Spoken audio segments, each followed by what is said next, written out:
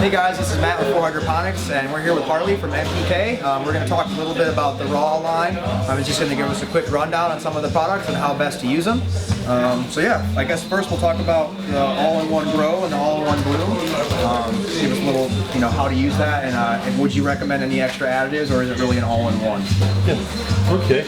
Well, the all-in-one, it follows a philosophy that we have at Rahl of being able to spoon feed our plants and give the plants everything they need, exactly what they need, when they need it.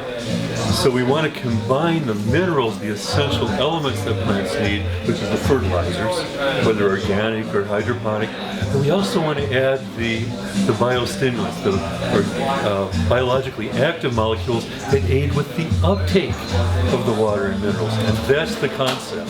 You can give them everything that they need. You can give them CalMag at the roots, but we got to get that calcium into the plant. So how do you do that? Well, you can do it with environment, with your temperature and humidity control, good air movement, but you can also learn from nature and add a little bit of amino acids. That chelates the calcium, keeps it from locking up in your soil. It also stimulates root cells to open calcium ion channels. So the plant takes up calcium 1,000 times faster than simple osmosis. So if you're using your favorite nutrient now and you just want to prevent powdery mildew, you want thicker stems, you want thicker cell walls, just add little amino acids to what you're doing now. Or if you want to keep it simple, you use the all-in-one that has the amino acids in it. And then would you say, in general, with the all-in-one, if you were going to add anything to the all-in-one, would there be one particular one that you would add, like something to help with flowering or something to add any bulk? Or would you say they're pretty much, it's all there?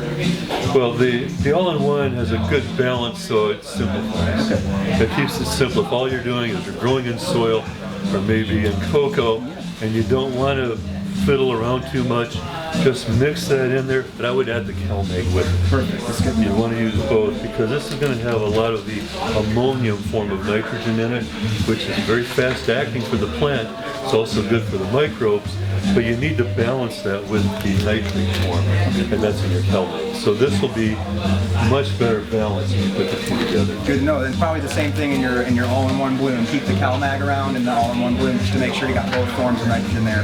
Right. That's going to be a better balance for your plants. And then, other than the all-in-one stuff, basically the ideology behind Rahl is to keep things separate. It allows you to do a couple of things. Specifically treat problems, specifically feed specific, individual species of plants or strains of plants. And then also keep in mind it's saving us on transport, it's saving us on shipping, it's saving us on cost, it's saving the environment. We're not spending a lot of water all over the country. And you also mentioned something about preservatives in there. Yeah, because it has no preservatives because they're dry. They're not in water. So there's nothing to maintain. So you don't have to put a stabilizer in there or a preservative. Why would you have an organic garden and then throw preservatives on top and spray that on your plant? You don't even know what it is. It seems very counterintuitive for sure. Yeah. So this way we know it's very pure, it's water soluble, and it's full potency. You mix that in water, it's day one of shelf life. Use it right then, it's going to have the best impact on your plants. For example, the nitrogen. This isn't organic, this is a mineral form of nitrogen. But if you have a nitrogen deficiency and your leaves are turning yellow, give it 1 dose of nitrogen. The plant will start to respond in 2 or 3 hours. Wow. That quickly. And the symptoms will go away, it'll start greening up in just a matter of days. So if you want a spoon feeder, just want to treat or prevent a deficiency, this is an easy way to do it.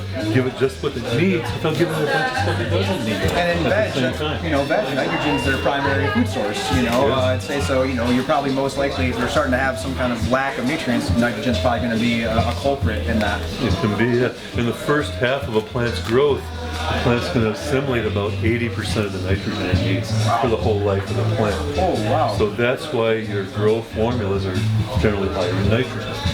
But occasionally, though, if you have a heavy feeder, they can develop a nitrogen deficiency. In that case, you just want to give them a very small amount of nitrogen, just enough to keep them growing and keep them active. Also, if some people like to flush in the last weeks, and if the strain tends to take longer to finish, sometimes they flush too early. Yeah.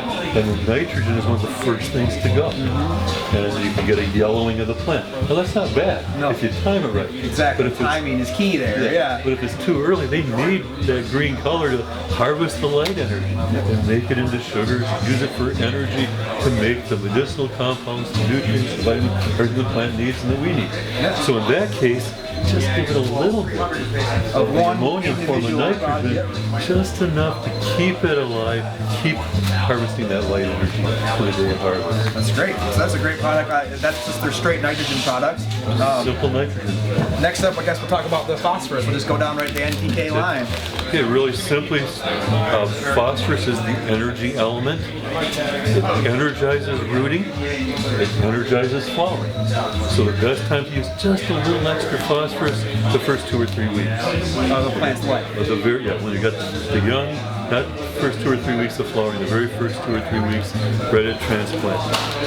I've added less than a 16th of a teaspoon per gallon, so 20% more roots at transplant. And commercial growers know that. This isn't just something we just discovered last year. The commercial growers have a starter fertilizer. And then they have a grow and a bloom. Well, the starter fertilizer is a little higher in this. Ammonium phosphate. Just sprinkle a little extra, you'll see the difference. The other time where a little phosphorus helps is early flowering. Phosphorus stimulates earlier flowering and more flowering sites. It energizes the flowering process. So you don't have to keep pouring it on all the time.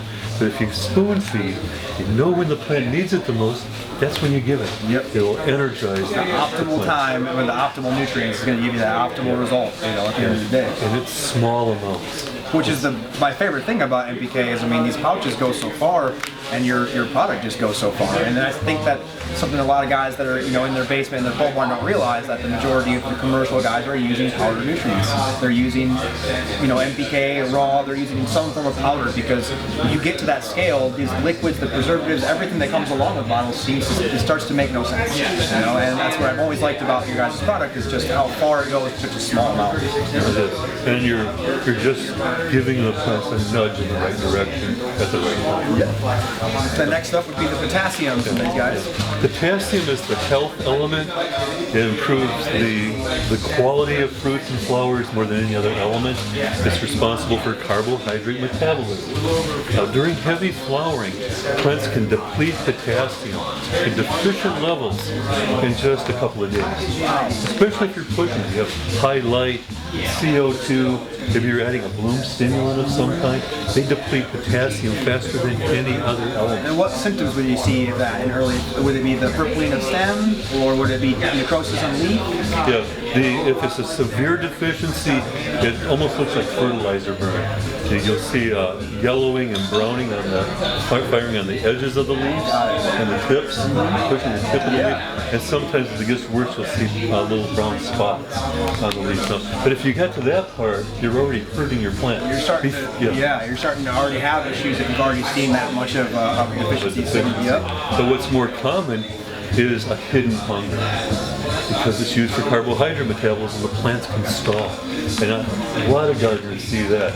Everything's growing great, putting on flowering sites, they're starting to fill in, and then what's going on? The plants just don't seem to be doing anything. It could be, very likely, it's potassium deficiency. So they just add a little bit of potassium. It'll spark carbohydrate metabolism, the sugars flow to the flowers, they start growing in again. Now, would you say that product, and most of these products that we went over already, can you add those to pretty much any nutrients as long as it's in small quantities? You're pretty safe, correct? It is. Especially the ones the plants are going to be taking a lot of. If the plants can deplete potassium in 2 days, you're not going to be doing a reservoir change in that 2 or 3 days. So in between reservoir changes, you add more water. Or if you're fertilizing water. Well, one of those watering during heavy flowering, Well, we know they need potassium. Can't hurt them at that Just give them point. a little bit with that water without giving them everything else. So that you don't want to put things out of balance, you want to keep them in balance. Yeah, and that's the thing. You're trying to get just potassium or phosphorus, and if you don't have something like this, you're stuck giving them a multitude of nutrients just to get that one element that you're really looking for. That's the plant needs. Yep. And the next up would be the calcium magnesium powder. Kelmag, this is just the Kelmag product. I will say this, it's concentrated, so you just add a little bit to water, so you're going to get more for your money. Yeah. That's probably the bottom line. And this would be also, you can use this to, remineralize RO water. Because a lot of people do that, they want to bring their RO water from 0 up to 100 parts per million, 150 parts per million. Is that something that you could use for that? You can. I have a better suggestion for RO though. Yeah, I'd love to hear it. When you have reverse osmosis water, it's a RO filter. You're filtering all of the minerals out. Correct. The calcium, the magnesium from your raw water, and the bicarbonates. So a lot of times you have no buffer for pH. Correct. So if you're using RO, the pH could go spike, it can crash overnight. So you get that. Now nature has a way of preventing that from happening with the rainwater. And that is humic and fulvic acids. In nature, humic and fulvic acids raise the pH of acid soil, lower the pH of alkaline soils. So they buffer pH. Also with RO water, you're stripping all the trace elements out. Correct. This would have over 62 beneficial trace elements from ancient compost piles that are available to the plant. And even one more thing that's even better is that humic and fulvic acids actually stimulate enzymes that are in the cell membranes to pump protons. That sounds a little, what do you mean, pump protons? Yeah. Okay. The outside of the membrane becomes more positively charged. Okay. The inside of the membrane becomes more negatively charged. The voltage potential across the membrane increases. The plants will take up more iron, more manganese, even more nitrates and magnesium. So more metal. Especially iron. Iron is hard for the plant to take up. And iron is very important. Iron is a catalyst for chlorophyll production, to make the green pigment, to harvest your light energy. And iron also is very important for manufacturing some of the medicinal compounds and medicinal herbs, like the high levels of iron. Now, if you want to work even better, yeah, we didn't talk about the kelp. That'd be the next one we can talk about. Combine the two. Great. Virginia Tech did a 10-year study on biostimulants. They found that 5 parts of the humic acid we just talked about, with activated with 2 parts of kelp, work 50% better than either product alone. Wow. So it's going to literally stimulate more lateral root growth and more root mass. Have you used some kind of a root stimulant? Yep. This kelp is the main ingredient. You put these two together, you're going to get root mass, you're going to get a better foundation, a sponge of roots. Also, this has natural growth hormones in it. Correct.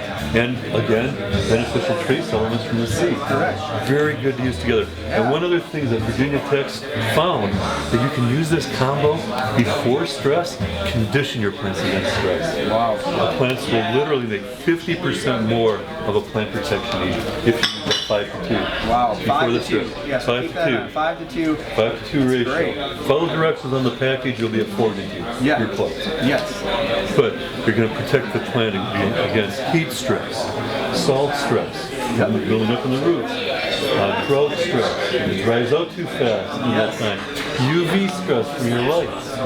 They're going to stay green longer and they're going to recover faster. So this is if you just want to add one thing to your garden, these 2 things, you can use it at the roots or you can use it as a foliar. Yep. If you use it as a foliar spray, you're going to break the apical down, the top growth.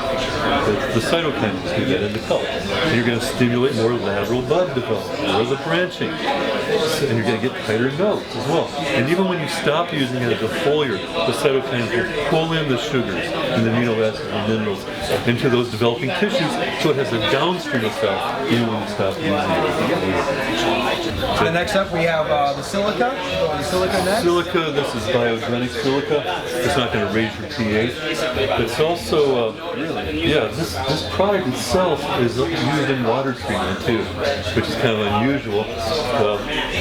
If you look at these tiny particles under a microscope, you'll see there's pores that go through it. So as the water flows through those pores in the root zone, it's trapping some minerals. and iron, copper, and manganese, zinc. And those trace elements activate the enzymes that the microbes need, and also makes it more available to the plant.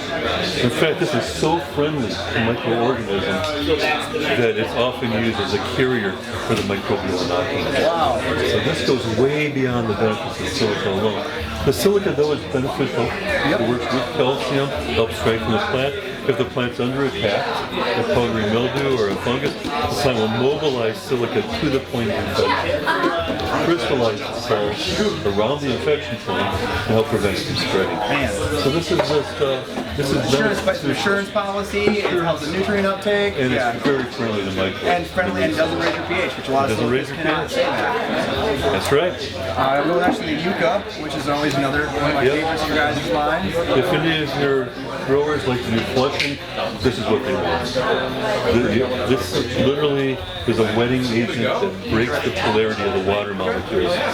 So you add a little bit of this to your water. I'm talking a 1/16 of a teaspoon for 5 gallons of water. Wow. Okay. You stir that up, it's going to foam a little bit, but when you pour it, the water disperses through the whole root zone.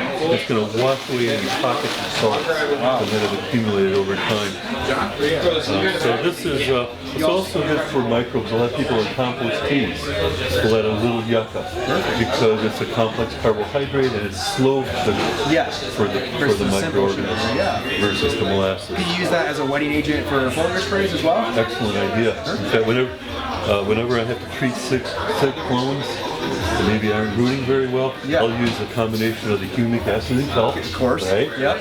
And a little yucca. Instead of the water beating up on the waxy surface of the leaf, it spreads out on the film. And that's another thing, that humic acid actually holds on to those rooting hormones in an exchangeable form.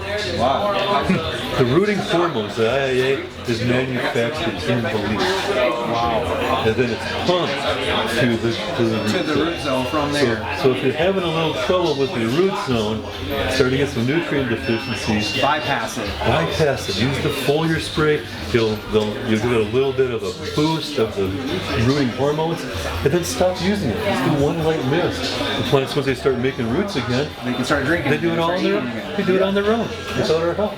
So this is a good one for flushing or to add to any foliar spray. Also concentrated as it could be, so. Super concentrated. So then that This will will, do the- this little bag will treat 1,000 gallons of water. Yeah, once again, better for the environment, man. They're not shipping water. I love that. Yeah, some of the flushing products in the store, they're good. They have 2% yucca. Yeah. Okay. Yeah, and that's the same thing. If you look at a lot of the nutrients in the store, you combine their NPK, that's their volume of nutrient, and a lot of them don't crest 15-20% even, and the rest of it's just kind of, nonsense water. A lot of it, there's some unwritten elements in there, but a lot of it's just water. Well, you see a good root stimulant product, read the label, see what's in it. Kelp. Kelp. Yep. Yep. It's watered down kelp. Water and kelp.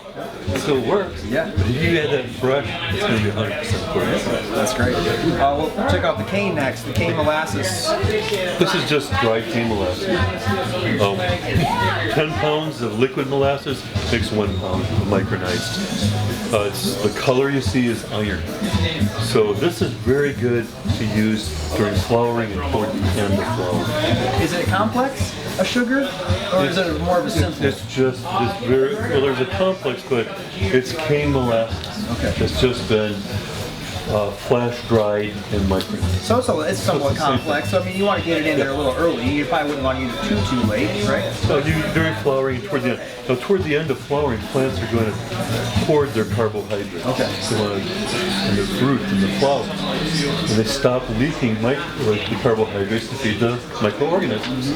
So the microorganisms start going to sleep. Dormant. But they go dormant until the next season. But we don't have next year. Yeah. We're going to be chopping down. So this is the way we can improve. We can feed the microorganisms when the plant stops feeding them. And from my understanding, as long as the sugar is right, the microorganisms don't know the difference between a plant-made sugar and an external sugar source. So they still get to use that, just like you were saying. Now that the plant's not producing it, this is just an external source to keep them going while the plant has basically cut them off at that point. Yeah, and the color you see in there is iron. And most of the agronomists out there attribute most of the benefits of molasses not to the sugar. To the iron. To the iron. Interesting. Now, the microorganisms eat this McCain molasses, right? And as they're growing and dividing, they make a molecule called a siderophore. That means iron carrier, one of the best chelators of iron in nature. So it keeps it soluble. Also, as those microbes are growing on the roots in nature, they make volatile organic compounds that even if it doesn't touch the root, it's going to activate up to 600 genes. And one of those genes tells the plant to take up more iron. Why? They take up more iron, they're going to make more chlorophyll. They make more chlorophyll, they harvest more light. They harvest more light, they make more sugars. And some of those sugars they use for energy to grow, some they store, bulk up, and some they leak to feed the microbes. So the microbes have evolved to tell the plant to make more sugar. Yeah. Okay. Now, along with that, one of the other volatile compounds turns off the sugar signal in the plant. There's some research has found that recently. You know, when the plant has enough stored sugar, they say, okay, I'm done. I'm close to the end. Well, if they get a whiff of that compound from the microbe, it turns it off. They don't know they have enough stored sugar. They continue to do photosynthesis. They continue to bulk up and sweeten up all the way to the day of harvest. So just like a patch. You basically kind of patched over their automatic shutoff and keep them they running. don't know. They're going to just keep, well, I still need more sugar. They make more. So this is a good thing to add to feed the microbes when the plant stops feeding them. To sweeten up the plant. So it isn't the sugar going into the plant. That's a myth. That common misconception. Right. Very little of that sugar actually gets into the plant. Right. But the microbes tell the plant to make more sugar. See. And that's why they And sweeten speaking of microbes, the last one, I guess, we have a couple more, but we might as well jump to the micro products really quick because we're just speaking of them. Okay. You guys make your own micro products. These are very concentrated. They have a combination of plant growth promoting rhizobacteria that complement each other. Some microorganisms fight with each other. They compete, and they compete with nutrients. But others actually complement. Some are going to fix nitrogen from the air and change it into fertilizer. Yep. Some are going to unlock phosphorus. Some are going to make rooting hormones, literally right on the surface of the roots. Some are going to make organic acids. They'll aid with the uptake of nutrients, on and on, amino acids. So you want the ones that are going to actually feed each other, right? Compete. Yeah, you don't want any root competition. Right. You know? You wouldn't want to add, say, brewer's yeast, Saccharomyces cerevisiae, along with the trichodermis. Yeah. They don't play well together. One would end up just basically beating each other out. Yeah, they're going to have a war with each other instead of helping each other and helping the plant. Yeah, and then the last two we got today would be the B vitamin and then the amino acid. The B vitamins, these are like the icing on the cake. Almost all biostimulant products have B vitamins. They help stimulate metabolism. They especially stimulate the metabolism of the microbes. Yeah. Some microorganisms literally make B vitamins. Activates enzymes for cellular metabolism. And when those microbes are vibrating with energy, that's when they divide. And as they're actively dividing, that's when they produce the things we talked about. The amino acids, siderophores, the rooting hormones, all those things. So this is going to That's their energy. Yeah, that's to get them revved up and get them doing what they need to do to produce all the other good stuff. Yeah, they might be sluggish there. They might something's a little out of balance, or not enough zinc or too much zinc. They'll be very sluggish. Give them a little of B vitamins, they'll start vibrating, and they'll make those things. Also, to me, the most important part of this, though, the carrier, the yellow. Here is magnesium sulfate. This I use as magnesium supplement. A lot of times, when the energy needs of the plants are highest, you're going to magnesium deficiency. You'll see it. The bottom leaves, fuller leaves, the veins stay green, the tissue starts turning yellow. Also at the very end again, that magnesium is great. It activates enzymes that's for phloem loading. Load the sugars into the phloem so it flows to the flower in the shirt and stored in the fruit. So this is great to use toward the end as well. Yeah, another one to add to the flush. Another really good one to use in the end to help the plant finish. The potassium is going to unlock the sugars, and this is going to load the sugars. There you go. Put the two together. So once again, working them together. Yeah. Calcium potassium, and magnesium. Those three you really need to keep in balance in the growth of the plant. And this is one way you can add just the magnesium without the others. And the B12 benefit here. And the B12. In nature, the energy molecule is ATP. Yep. Energy triphosphate. Well, in biology, we call it magnesium ATP. Wow. Okay. Because magnesium holds on to the ATP in position so those bonds can be cleaved to release energy. Wow. Okay. For the plants to do chemical So yeah, reactions. it's really important. So they really work together. So if you're stimulating metabolism with the vitamins, the plant's making more ATP. You have the magnesium there, they can use that energy of the ATP more efficiently. Yeah. Good combination. Great combination. Yeah. And without adding 12 other things. Yeah. Preservatives, water, none of it. Right. And then last but not least, we have the amino. Ooh, this is going a long time, guys. Well, people love it, man. Break it into pieces here. People love it. Amino acids are, these are L-amino acids. They're made in nature's kitchens from microbes. Microorganisms make digestive enzymes. One of them is called protease. Okay. It breaks down proteins into amino acids. All right. Now, amino acids are intermediate chelators. The word chela means cloth. Yes. So the amino acids attach to mineral ions like a cloth. It holds it tightly enough so they don't lock up and react in the soil, but loosely enough so they're available to the plant. Okay. Now, two of the amino acids in here, glutamic acid and glycine, not only chelate calcium and other elements, they literally stimulate root cells to open calcium ion channels. Okay, so the plants will, instead of one ion at a time going in, 1,000 ions. So if you use a CalMag, you want to add amino acids with it to get the calcium into the plant. So it just sits there in the roots. Also, if you have trouble with powdery mildew, in the Netherlands, it's against the law to use anti-fungicides. Yeah. On food crops. So they were losing a lot of the crop, 40%. Now they started experimenting with the biostimulants that had amino acids. They went from losing 40% of the crop to losing 0. Man, that's amazing. Yeah. 10% increase in yield. And no powder mildew. And no powdery mildew, 0 powdery mildew. And the way it works, it took me a long time to actually unlock that mystery. Yeah. They wouldn't tell me. Yeah. What it was. Yeah. But the plant takes up more calcium. The plant makes a pectic acid, make calcium pectate. That's the glue that glues the cell walls together. Okay.